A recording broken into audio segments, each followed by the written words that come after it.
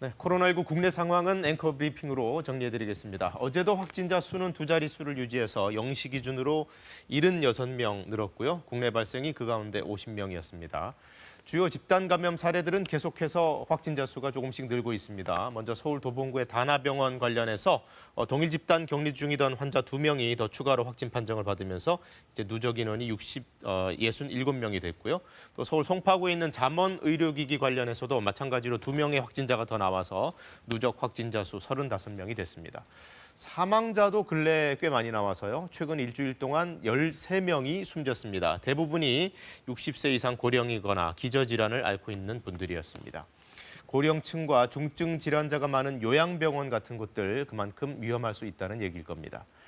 지난 추석 연휴 기간에 귀성, 귀경과 관련된 감염 사례는 의외로 그렇게 많이 나오지는 않아서 지금까지 44명에 그쳤습니다. 대규모 확산 우려가 어느 정도는 해소됐다고 방역당국은 밝혔는데요. 문제는 앞서도 말씀드렸듯이 고령층, 지병 환자가 많은 요양병원이라든가 요양시설 이런 곳에서 집단 감염이 끊이질 않는다는 겁니다. 철저한 방역 관리 끝까지 좀 해주셔야겠습니다. 정부도 어제부터 수도권 내 요양시설과 정신의료기관들 대상으로 전수검사에 들어갔습니다. 종사자들 증상 유무와 상관없이 선제적으로 코로나19 진단검사를 하겠다는 건데요. 김민혁 기자가 보도합니다.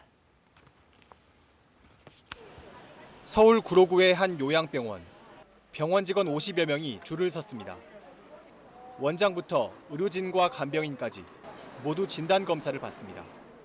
초기에 대응할 수가 있죠. 전파를 최소한도로 제약을 하고 막을 수가 있겠죠. 요양병원, 요양원, 정신병원. 공문을 전달받은 자치단체들은 알려야 할 의료기관을 체크합니다. 요양병원과 정신의료기관, 노인보호시설에 출입하는 종사자들, 노인보호시설을 이용하는 이용자들이 검사 대상입니다. 종사자들은 사실 외부 출입이 잦지 않습니까? 그러니까 이분들을 검사해서 일단 이분들이 음성으로 나오면 사실 환자들한테는 별로 감염의 위험이 없는 거죠. 이번 조치는 코로나19 고위험군에 대한 선제적인 검사입니다. 서울과 인천, 경기를 합쳐 대상자는 16만 명에 달할 것으로 보입니다. 집단 감염이 이미 발생했던 곳을 중심으로 잇따랐습니다.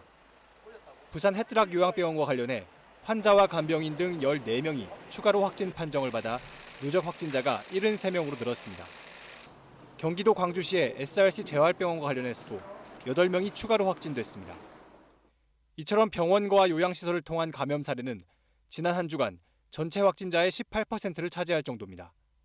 구조적인 한계가 있는 게 사실입니다. 다인실과 장기 입원자가 많다 보니까 시설 내에 유행이 발생했을 때는 집단 감염으로 대량의 환자가 발생하는. 방역당국은 감염이 발생한 시설의 추가 감염을 막기 위해 코로나19 전담병원과 공공병원으로 환자를 분산하고 퇴원이 가능하고 음성 판정을 받았다면 자가격리로 전환해 관리하고 있다고 설명했습니다. KBS 뉴스 김민혁입니다.